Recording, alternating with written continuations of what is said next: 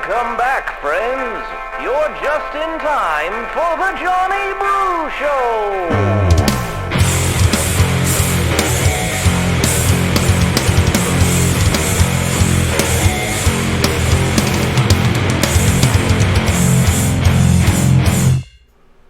What's going on, guys? This is the John and Jesse Band. We're getting out of politics and we're getting into the music scene. We'll start with Nutshell.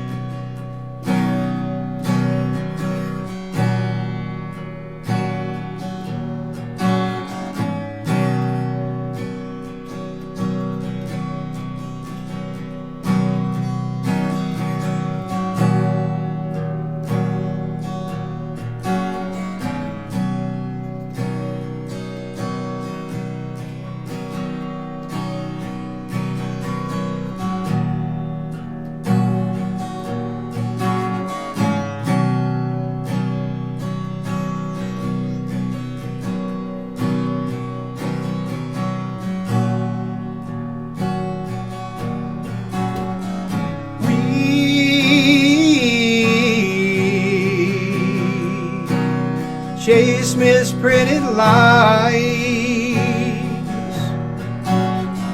We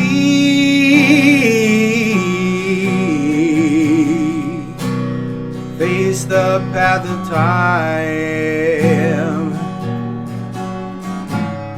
and yet I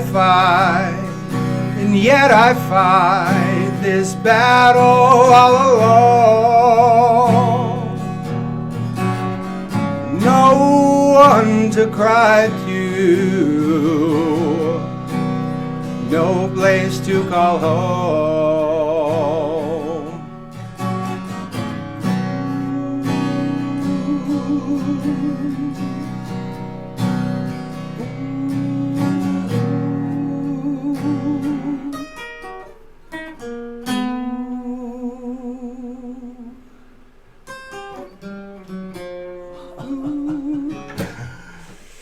Let's keep going. My gift of self is raped. My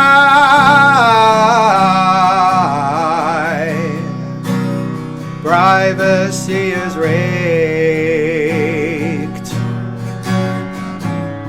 And yet I find repeating in my head, if I can't be my own, I'd feel better dead.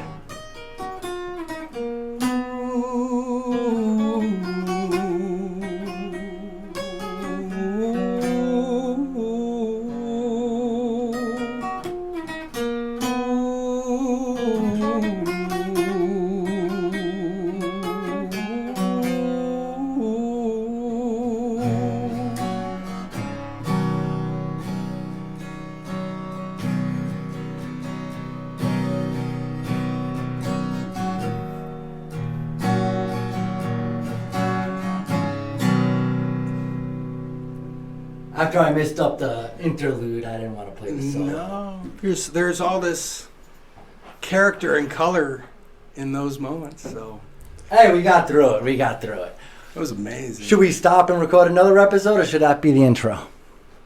All right. Whatever.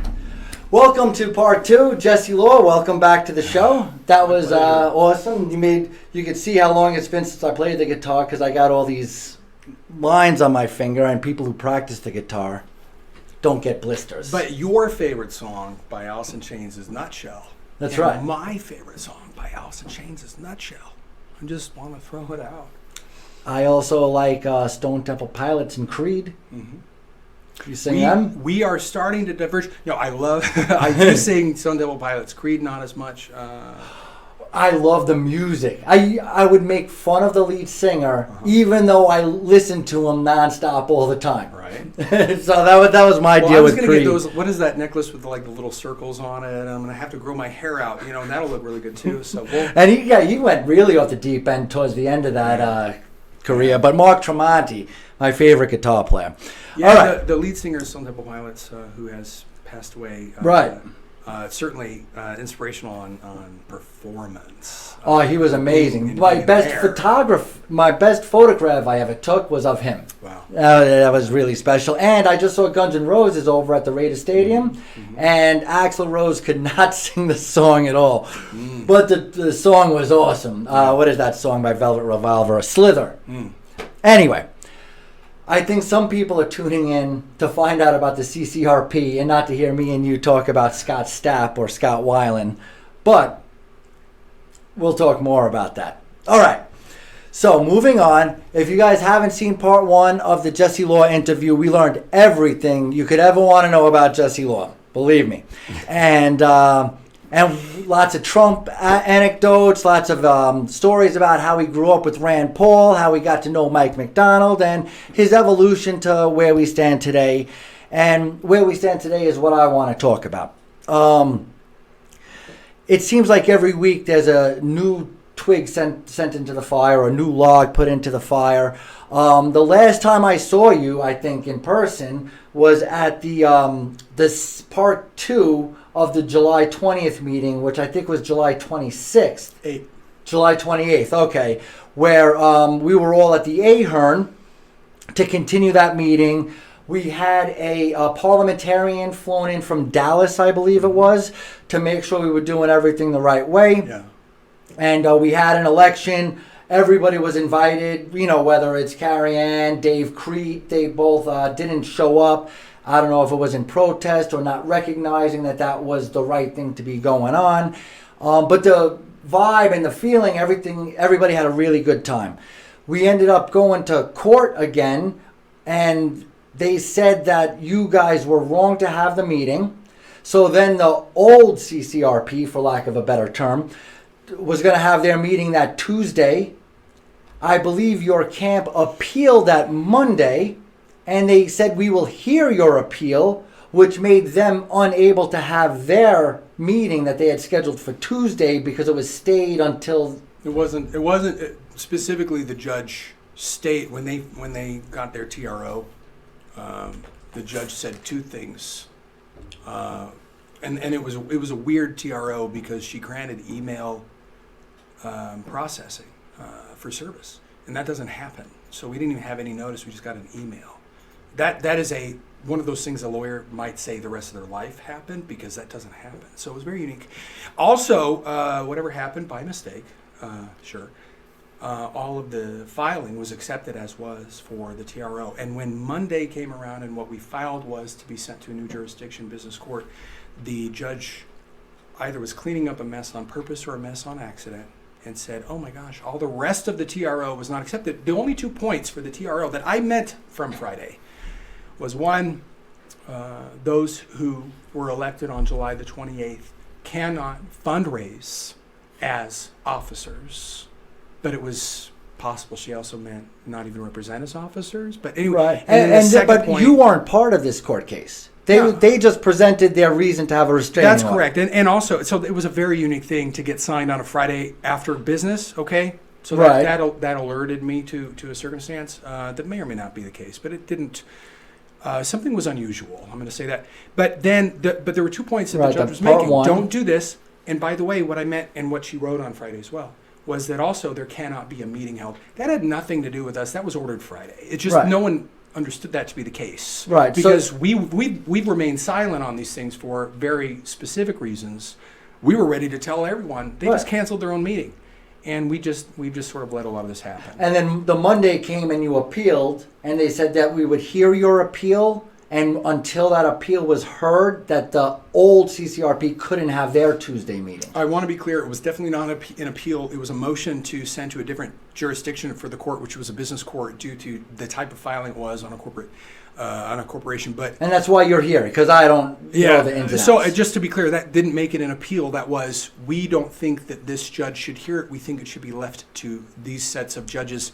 That was also different than a motion to preempt a judge. The point was, she then cleaned it up because it was going to some senior judges to look at. And so she reviewed, make sure all the ducks were in a row, thought, oh my gosh, those are some things that are not correct. So she cleaned that up. But the order was that, hey, you can't hold a meeting until you're heard in court. Right. So there was no appeal in that. It was still the judge's ruling. It was just carrying forward. And then we got one judge who recused. We got another judge that we preempted. We got a third judge. That third judge was Gonzalez. Okay, so then now fast forward, I guess 2 or 3 weeks, which is about a week or so ago, Judge Gonzalez, and I don't know the details again, but apparently they ruled that your meeting on July 28th was illegal, done not properly, and that the old CCRP is still in charge, and I retire. Yes, but so her main sticking point in that, and I've also rewatched the hearing. I've also read the minutes. But her main sticking point, to mostly quote the judge, was, so then the police shut down this meeting? That's correct, Your Honor. It's a representation from plaintiff's counsel that was actually provably false. So what we did was we contacted the sheriff's department, Las Vegas Metro. The sheriff himself sent a letter signed by his associate counsel. And it said, under no certain terms was that meeting shut down. The problem is, I'm not going to sink down to the level of the folks who are misrepresenting, being nasty, okay? Right. Calling everyone, including me, but everyone certain kinds of names, being excluding. I'm not going to sink down to that level. When they want to make misrepresentations about the July 20th meeting, when you have, I'm thinking of this really wonderful lady who helped me when I was sick. She sent me some vitamins. She's just nice. I'm thinking of this lady. She's a senior citizen. She drives down from Mesquite with her friends. She's locked out in 108-degree heat. She gets heat stroke. Right. Can't drive home. Has to have her friends drive home. But she's called a vile creature. She's told that she was violent when she's like, actually, no one was. I was outside, and that. Right. And we interviewed all the people that were stuck outside, so we covered this in detail. I don't know how much of the Johnny Brew Show you watch. You better be watching every episode. Yeah, well, religiously, right? But I don't want to get caught in the loop. The point is, I don't jump into those kinds of scenarios. And so when they have this court ruling from Gonzalez and their correspondence sits or between was so dishonest. They have a governor somewhere inside of them that says maybe you shouldn't keep lying? Well, for example, we saw the tape. Lighten up here. they made it clear that they was canceling it because they were running out of time, and they were suspending it. They weren't. They said the words, "We are in recess." Right, and so there was no alarming activity at the time. There was, before the meeting got started, there was a little bit of police activity. Okay, but not during the meeting or afterwards. Let's correct the record on this. First of all, since when, and I've done this a very long time, have been people showing up with flags, people actually seeking to be respected, and the worst that they can do is say, let us in, suddenly so dangerous that a guy like Sajak has to go in front of the Review Journal in a press conference with a guy like Silberkraus, looking with a straight face, calling those people, well, we had to call Las Vegas Metro terror. Excuse me. I've done this a long time. That is not a thing. And isn't that the purpose? I mean, I don't know. Is it the purpose only nominating candidates, or is the purpose also to drum up enthusiasm and support?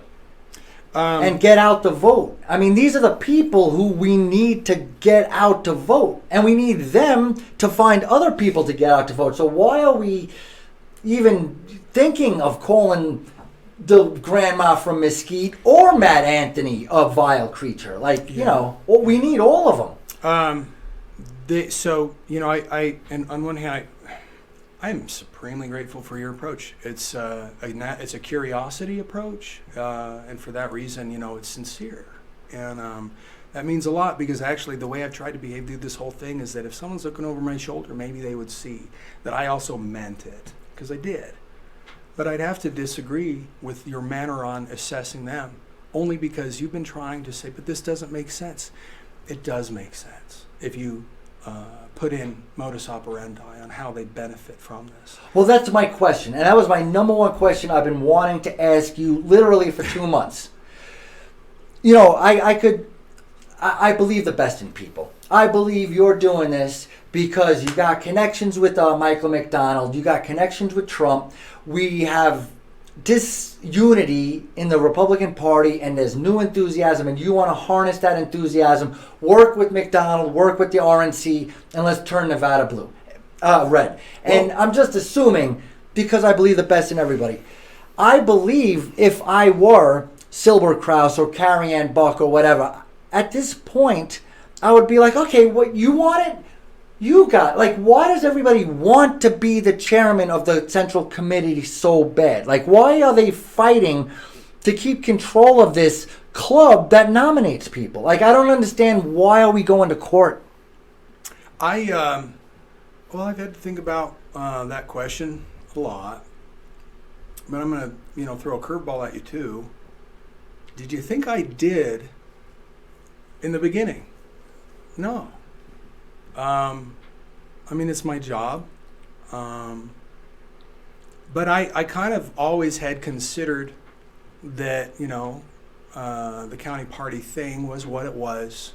And I didn't have a motive at that time to try to intercede through something that was culturally pretty unproductive. I by the way, feel remorse over that attitude, because I think that we could have raised the bar a long time ago. Okay, but I wasn't motivated to do it. And then when I see the circumstances leading up to that weird press conference and that canceled meeting, those circumstances where they were they did that press story on that Friday. And then the Senate caucus for the state glommed on about the state party and Proud Boys and things like that. Right, and Matt Anthony's going to be on tomorrow night's show, and he talks a lot about this from his grassroots point of view. But when all of that was going on, and then I saw the way that they were willing to slander others with no regard, and I saw that they are willing to break every bylaw, and also out of the other side of their mouth say, but you can't do that. That's breaking the bylaws. And it was like literally divergent. Right. You can't, because you haven't been to meetings. Add honorary members, 120 of them with full voting rights, never been to a meeting. But that meant that whomever was going to be taking this on would receive said slander, would have to figure out a process which is rather confusing, scratching their head the whole time, not be equipped. I became convinced. That's Matt Anthony. Yeah. He's just a dude. He was just a guy who was doing some protests and wanted to get involved and didn't like what they were doing. He said, I think I can do it better. And, he may not have been the perfect person to be the vice chair of the CRCCC or whatever it is. But, he came at it from an innocent point of view, and they just destroyed him. They did. And, I often think about Patty Ruther, who was accused. Patty is Jewish, and she was accused of anti-Semitism. There are real consequences in her life for being called that she's gotten sick from. And I won't allow that. And I didn't say, look at all this bad stuff, let me put on my cape. It was just literally it was just literally like, there's no circumstance where I, with a straight face, could say somebody should do it or believe that they could accomplish it. And so I was like, okay, I'm going to do this. And at first I'm kind of like, oh crap. What am I getting myself into? Well, I'd spent the entire first part of the year praying, begging, because I'd had a rough Trump 2020 experience in election fraud. I don't know about the rest of y'all. Praying for quality of life and dedicating myself to God, saying, I'm yours, but by the way, I'm all dressed up and by way of politics with no place to go. I didn't know. I refused to be a person of self-will. What's next? I wanted to run for something, but I thought it would be, a statewide office or whatever. And I didn't want using self-will to continue to be unhappy. My belief was, if I'm his, Right. he can take that path. He'll let the path before me. And I refuse to be a person that says he called me for this, but that path was laid out, and it was pretty clear that this is what I'm supposed to do. Well, it did seem to fit the script. I mean, you came in and It's weird. You might not have been trying to be a savior, but you kind of did ride in. To be honest, you know who would have been our savior would have been Dave Creed. Dave Creed would have been the outsider rolling up in here. And I like Dave Creed a lot. You know, I ain't got nothing against David Creed, but it feels like you captured the hearts and minds of the people who not only were supporting Matt and Rudy, but the other people who were kind of not happy with what they were seeing was going on. So let's be clear about what Matt and Rudy did among everything else. But I think they did a lot for you to They basically did. build a foundation before you even decided to join. That's right. But see, it was a misunderstanding that because of these lies within our own party, it's false. There's no Proud Boy takeover. It doesn't exist. Right. The truth is, those people that were going to be recruited through Matt and Rudy or whatever, it's like maybe 100 people. There are 550 Right. people that were recruited. But those 100, guess what? Maybe 95 of them are grandmas. Right. Business Right. owners. And They're not six of even- them were Proud Boys. And I don't know the number. I'm guessing it was 5. You know, is it 10? Is it 5? I don't know. The point is, the Proud Boy takeover nonsense in the brand, it's a full lie. Everybody knew it. And so when you're talking about me capturing something, I can assure you I know it's not about me. I know it's totally, I don't mean to be a cliche guy. I just want to be a part of, service. So why the would plan- Carrie Ann Buck want to be? I mean, she's already a state senator. She's on the board of an educational foundation. I know she's successful personally. You know, and in the beginning, maybe she wanted to take over the reins. And, you know, before I don't know if she thinks I'm the enemy, but before, when I was still talking to her, you know, a couple of times a month, you know, she said she was the new person. You know, she wasn't part of this Clark County Republican Party. And I never believed that. Okay, and I'm just telling you. And, you know, she said, you know, these guys endorsed her, and she said, all right, I'll do it. You know, and I, again, believe the best in everybody. I just don't understand why, as this continues to devolve, why would she still want it?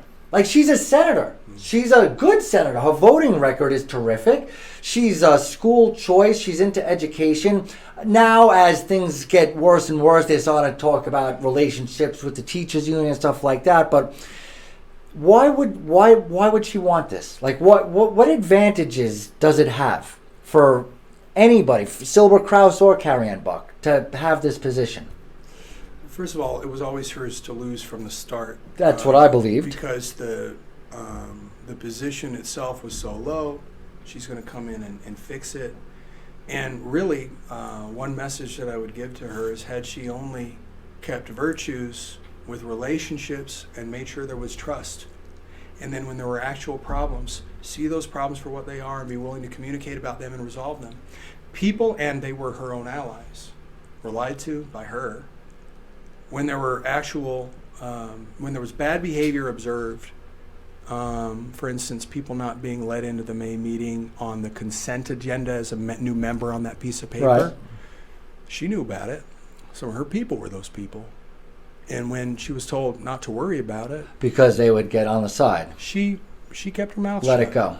And had she not done those kinds of things, and that was setting a tone for future behavior. Had she not just done those things, she would have had an easier time keeping the people that I ended up getting. Because, to be clear, and this is a resentment I do have for Dave Creed, whether I like him or not, it doesn't mean I can't have a resentment for him. I have the resentment for him as well as for Miss Buck. When they went to that July 20th meeting, they knew I was winning, even though they had kicked me out. While, kicked Right. out, I had the majority of the room. They allowed that to be recessed, and then they continued to go, well, I don't know, maybe Jesse Playing shouldn't. dumb. Like, come on. Like, let's have some integrity about this. And I do not understand that motive. So when you see extraordinary behavior, because Chris Carr was the political director for President Trump in his reelection, and he's a good friend, and Chris comes in 2 days after I win. He's like, hey, Jess, and anyone knows Chris, he's extremely nice. Like, Jess, yeah, what's up, And he says, Jesse, I want you to know that doesn't happen. I said, well, I think that's right. He goes, no. County parties don't ban people running. County parties don't block people from joining. County parties don't do this. They don't add fake Ever, members. He's like, ever. So, if you're looking at this from an investigative point of view, there is something. Something's up. And I've never campaigned on it. I always thought it. I knew without knowing. Right. Somebody that said the other day. And the fact that they're still holding on, it's absurdity. And I have a friend of mine, Ian. Ian goes, "Don't respond to this. They look insane." He's right. And I just don't. I don't know what's going on with it. You know, I can't understand those motives. I don't know. Without it being something, you brought up the teachers union, not me. Without it being something like there's an incentive for, say, a liberal group to make sure that those who are elected through the Republican primary will are willing still be supportive of tax increases, right, or not breaking up a school district, right, or not school choice. I see it as. But how is that monetized? Is it only malfeasance? Is it only monetized through under the table bribes, or is there other advantages that that you could receive? You have to have an operating organization in order for there to be any value, or you find value in a very strange way. Like, for instance, making sure that people remain moderate, or making sure that you don't do anything so the Democrats win. Because, by the way, in 2020, under the same leadership, they didn't go and turn out voters for Donald J. Trump. Right. They didn't do it. So had we been firing on all cylinders, I'm going to pick on Stephen Delisle. In fact, no, I'm going to pick on April Becker, because we're at least near in that district, Senate 6. She had, a loss of 600 votes. Were there 50 precincts in there that she could have just turned 12 folks? Right. Or whatever Stavros the number. Anthony. Yeah, stop. And that would have been the role of the county party. And so when I'm like coming out there with any good ideas and people are like, that's a brilliant idea. No, it ain't. These are fundamentals. Right, standards. These are, and the fact is, if you want to compare to, say, there's a good guy out there, another Rudy, who talks about Chicago work that he's done with organizing, another Rudy from Chicago. And he goes, these are some of the dynamic things you can do for precinct work, and we call them wards and all that. Yeah, this is how other places operate. Right. This is not how we operate. So I don't understand what the Silberkraus incentive is, but I can tell you this. There is not a donor in town who gives a darn about a place with a terrible reputation that does nothing. You must increase the workload in order to garner the attention of the donors. That's a chicken and an egg scenario. Right. But I do know we have 1,000 folks who are ready to come in and actually do a neat thing. They just need guidance, they need training, they need direction. Why are we here? Right. And I'm hoping to answer that question. Well, I went to the meeting in November. It was my first one ever, and there was a couple hundred people there, maybe 150 people there. Then I went to the next meeting after November was July, which isn't that ridiculous in its own right? I mean, how could somebody want to be a member from November through today and still not be a member? Like, how long do you have to play the game? And then my question is, at this point, what's next? I mean, I don't feel like they think it's over. I have other people, fans of the Johnny Brew Show, saying, "Oh, Jesse's coming on, great, it's over. What is he going to do now?" Do you feel like it's over, or what's going to do you have the email passwords and stuff like that? What's happening next? To what degree, right? To what degree are we successful? Look, it was a challenging moment to end our fundraiser and look at an email that said service was allowed for a TRO. And I'm like, is this a thing? It's not a thing. No one believed it. I wasn't going to violate it because I had notice, right? But that was a tough thing to have a magistrate, a judge, right, speaking into a situation to be able to move any progress forward. The debilitation of purgatory is a thing. Like, how much groundwork can you lay, right? When you're like also like, well, what am I supposed to do? We got past that, right? We had the RNC recognize us. We had the state party recognize us. It's fully complete. There is no path for conventioning toward a presidential RNC national convention other than through this path right now. The claim on an appeal. Them appealing. Their appeal. Right, because as of now, the judge said, "You guys are idiots. Figure this out on your own." Oh, she said the greatest thing. Please, I was texting share. a friend. She goes, and it's in the paper, but she goes, "Y'all have a nice life having your inter-party dispute." And I'm sitting there going, "Nice life? Did a judge just Did tell she just us dismiss us? Yeah, right. She dismissed. Right, dismissed right. us. And I didn't mean that in a legal form. No, but it I was meant great. it in the mother dismissing her child. And she is a judge with such a reputation who happens to be a Republican. And by a weird contrast, the other side is celebrating the ruling of a Democrat judge from their Democrat lawyer, by the way, a never-Trumper Democrat lawyer that they hired. How unusual. And then a Democrat judge, and they like that ruling, and they win. And then they don't like this ruling, and somehow also they win. Like, pardon me. Right. Like, the judge said not only, and this is to your point about appeal, they think somehow when a judge dismisses because the judge recognizes that a court doesn't have standing in a political party, or rather jurisdiction, I'm sorry, in a political party on who they associate with, on their intra-party disputes. And by the way, there's case law, endless case law, that we reference plenty of, and some of it from Nevada even, that says they can't do it. So when they say we're going to appeal, okay, cool. So let's find something you didn't like in the judge's ruling that you think that maybe the Supreme Court wants to look at. Haunting you the entire time is the fact that you'll never be able to cite case law. Because it's all in your favor. The court believes there's no jurisdiction. If you can go find a case that can overcome the established precedent, then maybe the Supreme Court will look at you. So maybe they're going to nitpick on an issue that they can try to argue about bylaws. Right. But the court would then have to overturn what they ruled about jurisdiction. Number one. Number two, I mean, this isn't I don't know. I don't know. Again, I'm green. But is this parliamentarian? Like, can you just pick a different parliamentarian to interpret the rules differently? Or Well, I was told that. Legit, 100% above board. It was 100% above. So first of all, we got into the practice of being that kind of, because you know what? If I'm asking for someone to support me, do you know it doesn't feel good to me to be lying to them? So we've done everything right. We talked about sales.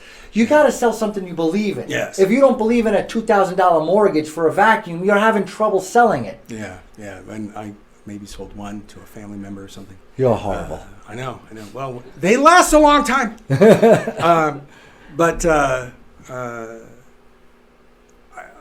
I guess I'm losing what the point or the question was. I'm sorry. Well, let's get to the... I'm lost in self. I know, and we go off on tangents. That's totally my fault.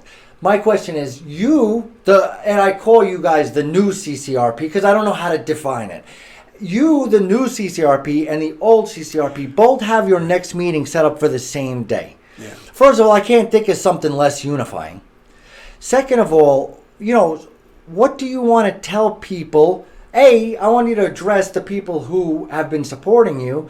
B, I want you to address the people who have been supporting the other side, but they're not in their camp. People that just, go to the CCRP meetings thinking, all right, they're in charge.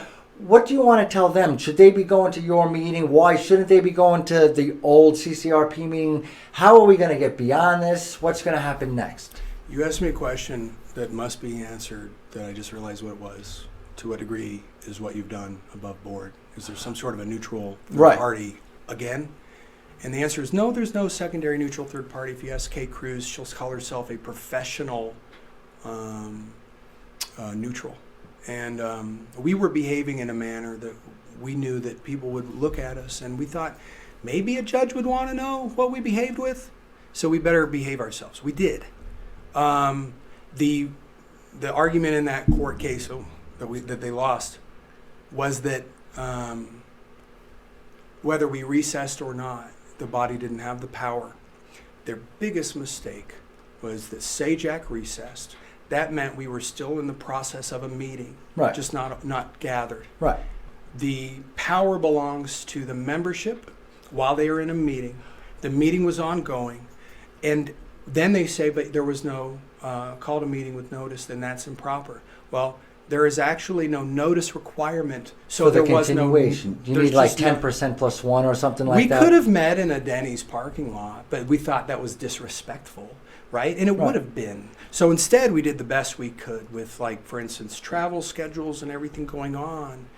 There was a time, and by the way, had we waited longer, I mean, what else? Right. I mean, I feel like we wait too long for everything. We did it by the book, and we were respectful. They were citing that, oh my gosh, they mailed people on a Saturday. Excuse me, The other side emails, they email only some people. We texted everyone. We called everyone. We emailed everyone. And we mailed everyone. Assuming we had their contact Plus the information. social media and everything else. Everyone People knew. there was no secret. Yeah. So we were doing that out of respect for the membership as a stark contrast to the other side who, again, only emails some people. Right. They never email me. Right. So I just wanted to make sure that you understood that we were airtight. Further, the state party convened a contest committee, and these are guys that are like pencil pusher bylaw, like parliamentarian. Nerds. One of them's a certified parliamentarian, actually. They looked over our shoulder already on this committee on contests, developed a report showing that we followed everything to the letter. Right, I would That's imagine happened. you're anticipating this legal fight, so you're trying your best to keep your ducks in a row. Absolutely, but it's also communicate. respect. Right. Like not running games is called respect, and I care about that, by the way. And is you coming on the Johnny Bruce Show a signal that you feel like this is nearing its completion? Yes. That's why you're here. Look, if somebody wants to ask what's going to happen next, they're going to throw more marbles at your feet. Yeah, they're going to hold on while they can to different, passwords or whatever. And I don't understand their motives. Maybe they're just holding on, for a short period of time. But they're going to continue to try to be the divergent group, sending emails about us, terrorizing them. In fact, I'm not going to credit the person because I don't have his permission, but what he sent to me yesterday was gold.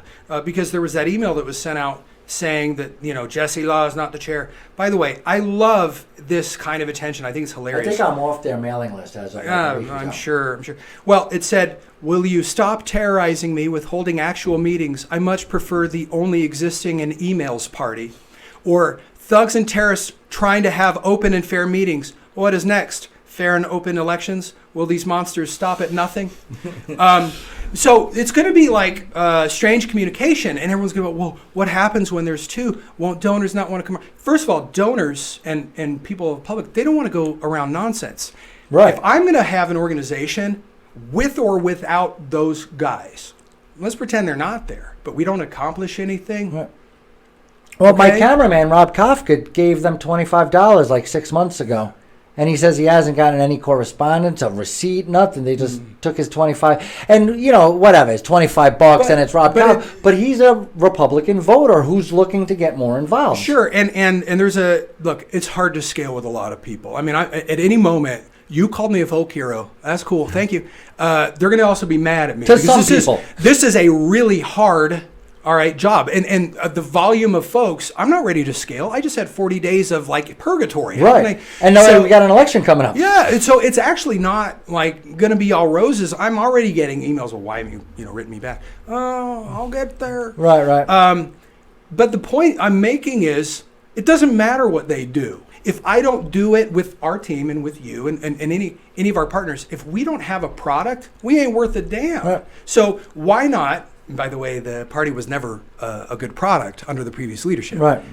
Why don't we just focus on what we can do? That becomes the contrast. That becomes the draw. So what is that? What can we do? I mean, for example, PAA Podcast wants you to get a candidate in every race so we can have a litmus test.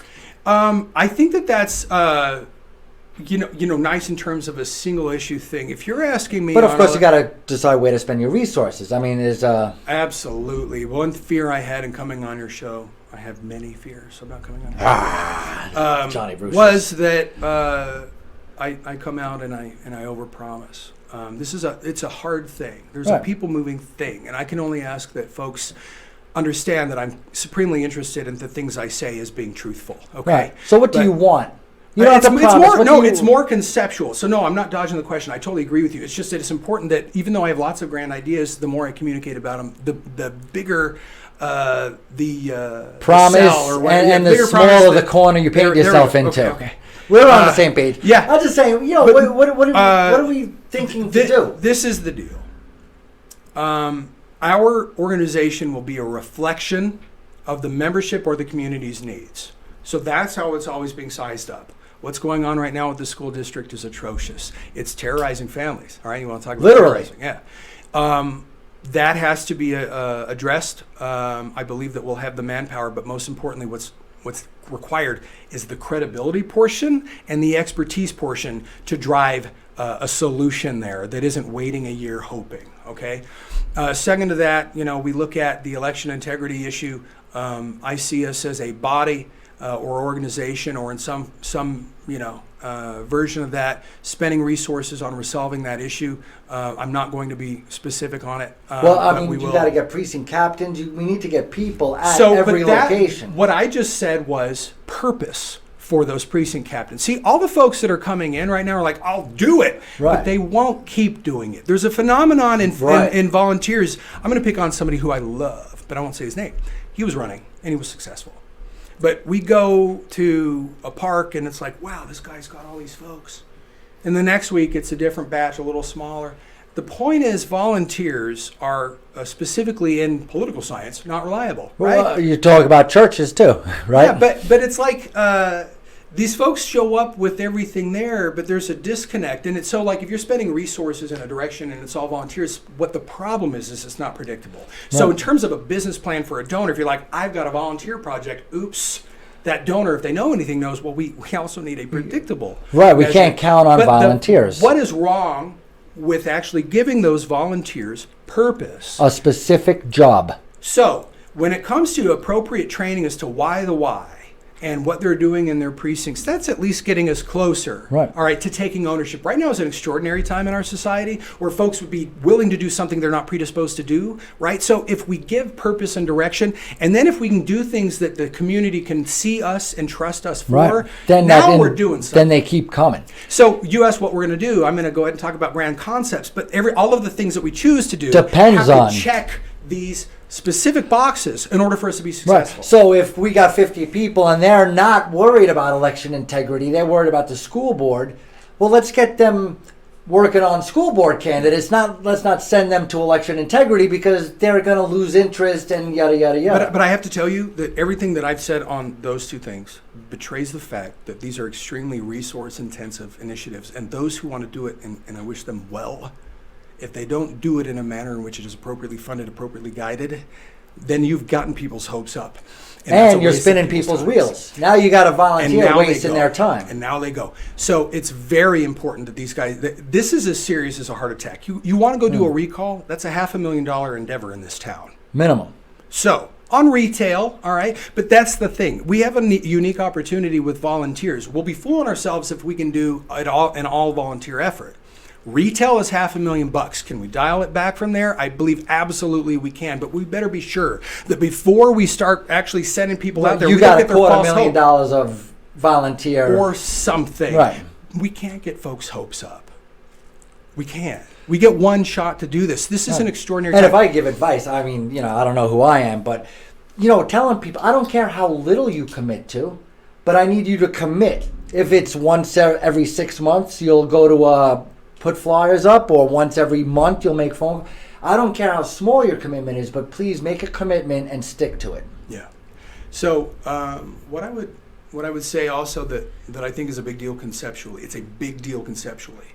Nevada, I've always scratched my head. Why is it that our leaders on our side of the aisle just don't seem to get it? Why do they belong in Utah or Alabama or Arizona or Pennsylvania with the Senate doing what they did? These are dynamic organizations that somehow are a reflection of the need of the community. I actually think there's a supreme opportunity where we can restore some of that connection to the community into the culture of those who run and then those who are elected. If we supply actual value as an organization and as a group of people, we will be paid attention to differently by those who are elected. And you got a head start because people are enthusiastic. Yes. I mean, right now, people haven't been so enthusiastic about politics since I could ever remember.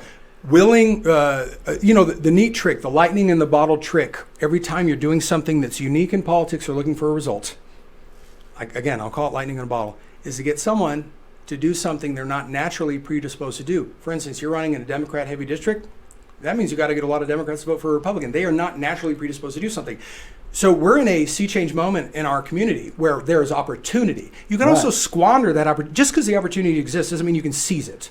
You have to do that with a certain amount of expertise and discipline, diligence, so that the donors have a respect and faith in your expertise, and then they get enthused to do more, contribute more time, more money, yada yada yada. So tell us what to expect. We got a meeting coming up. There's another meeting.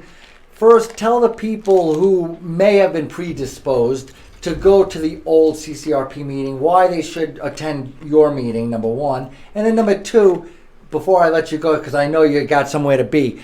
Number two, tell us what to expect at this meeting. What are we going to do? And close it up. So, yeah, we do have a meeting. I wanted, this interview is incomplete if I don't appropriately explain that what our state chairman has done was he looked at a terrible situation in our county, and he put in the sweat equity to resolve it. This was a very challenging series of months, and it was an investment of time and energy that was so important, and so that we can achieve goals with the election integrity, which he's right. It's going 8 months straight right now, right? Yeah. And I would be a jerk to not say thank you, and I can't thank enough of these people. We don't have time to, but I'm not forgetting about him. He's got a re-election in the middle of October. Right, and now we're talking about Mike McDonald. He's got an election coming up against Michael B. Jack. I'm sure you're alluding to Alita Benson and Jessica Hansen, who have been, I'm new to the game, and I know Alita and Jessica are kind of new to the McDonald camp, but I find that as a testament to McDonald's job as a leader to find these diamonds in the rough and all the great work that they're doing. Well, you couldn't be more right, because it's actually tough to find folks in politics that would be able to deliver a result specifically. That's not a straight line usually in politics anyway. And they're these people, in terms of great ladies who are also staffers. They drive across the finish line so many endeavors, and they do it well. But our state, I brought up that on terms of the state chairman and being grateful, just because also it was necessary in order for us to even have the possibility for a red wave or to have our community's problems answered. It was necessary for him to step in, and so I do sincerely thank him. We have our meeting on the 21st. Yes, there are, as a group that's going to hold theirs. Did you know it's against the bylaws? Because the bylaws specifically say how you can hold a remote meeting, and it involves some integrity. That literally in every remote location, you need to have an independent teller understanding how the vote is going. And they're skipping all that and doing it via Zoom. I think it's hilarious. Their meeting is a virtual meeting? Yeah. Well, I heard that. Look, it's a rumor. I have no idea. But that, in terms of how to treat that, and look, treat it however you want. If y'all think it's great to go to an organization that calls old ladies wild creatures or rigs an election, be my guest. But the truth is, I don't think they offer a good product. All right. If people want to move beyond the fray of all of the division, and I do love being accused of doing the division, given that I don't go there in negativity. Right, you haven't. I've known you for about 2 or 3 months yet. I still don't think you've said anything bad. You've called out bad behavior, vocabulary that you don't agree with, but in other words, here's a specific action, and I hate it. Right. But look, if that's the kind of work product you want, that is a club that only meets via email and also spends all of their communication authority slandering other Republicans, go right on ahead, guys. What we're gonna do will be endorsed by the RNC, the Nevada GOP. That means we're connected to all the donors. We're connected to Trump. That means that we have a future. I have zero intimidation over an appeal. I have full confidence because I understand what we're facing and what we're doing. So that means we are indeed moving forward. Is it going to be enough to give everything that I want on the 21st of September?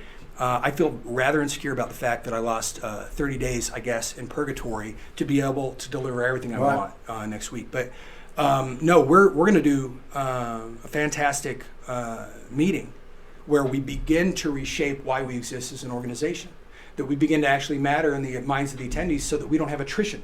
The deal is folks show up to a broke group, a strange organization that because they care about a cult of personality like Donald Trump or Ron Paul, or they show up thinking they need to make a difference. And then when they find out it's a joke, they go home. If we have this kind of enthusiasm and energy... We need to retain it. And how do you retain it? You provide purpose, you provide vision. I have speaking of insecurities, I'm worried about scaling on that. It's a tremendous opportunity. I know that by way of resume, I'm prepared for that. But it's going to be not by my own will that it happens. It's going to be because we're doing this together, but because I rely on God, that we could ever find success. So at that meeting, there's going to be some healing over some of the bad things that have happened. Unfortunately, when you get into leadership, you got to make tough decisions. And with that said, if you don't address problems for what they are and provide adequate accountability, you have a destined to repeat scenario. But also, if people believe in you and your motivations, they take the bad news better. They do. It's a communications game. Everyone looks at this through their own lens, man. Right. And they're going to say, well, gosh, you're holding people accountable. How are you becoming what you're fighting against? And I can tell you, no one, in fact, a friend of mine said this last night, it reminded me, oh my gosh, how was that me?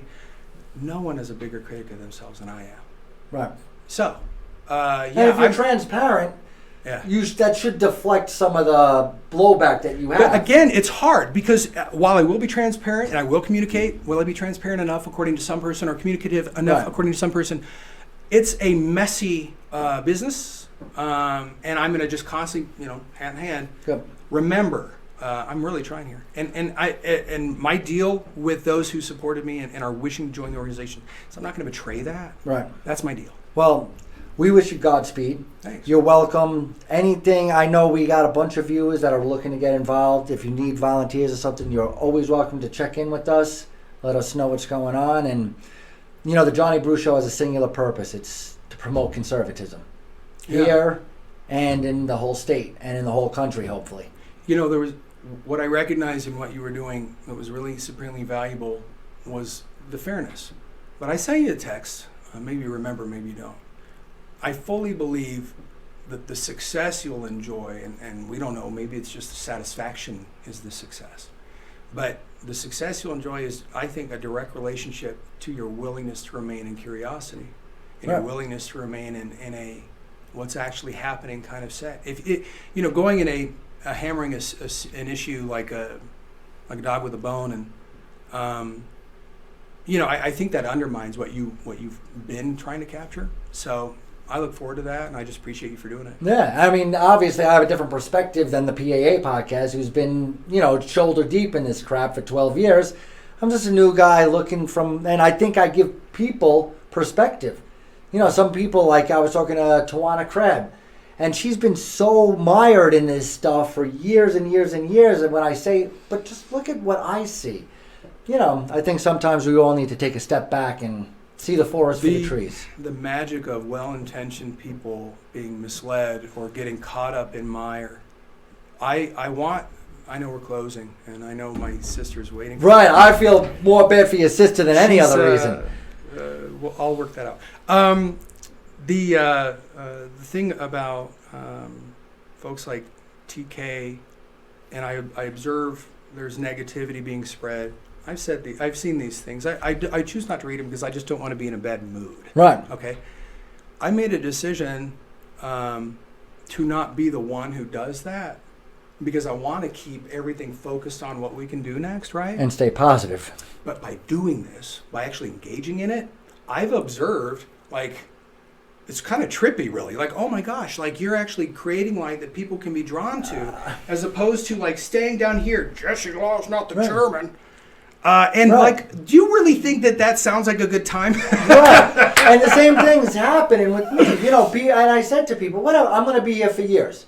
You're right. I've been here 6 months. Okay, you might not trust me. You might not. Come back in 2 months. Come back in 2 years. This is my thing. I'm going to come here every Saturday. I'm going to tell you guys what's going on. I'm going to tell you the truth. I'm going to give you a little bit of opinion. And that's that. If you don't trust me yet, I'll do it again next week. I'll do it again next week. So I'm guessing you're just going to keep plugging along. And eventually, people will be able to see what you're really made for. We're just going to provide contrast. If people want to know if there's a choice, well, there's certainly going to be a contrast. Good. Well, we definitely need a change. All right. Well, thank you so much for coming on. My pleasure. You go pick up your sister. I'm going to start publishing. And guys, hit that subscribe button if you want all this great content. We'll keep bringing it to you. Send us a message at thejohnnybrewshow@gmail.com. Like, subscribe, tell a friend. And we will see you next week on The Johnny Brew Show.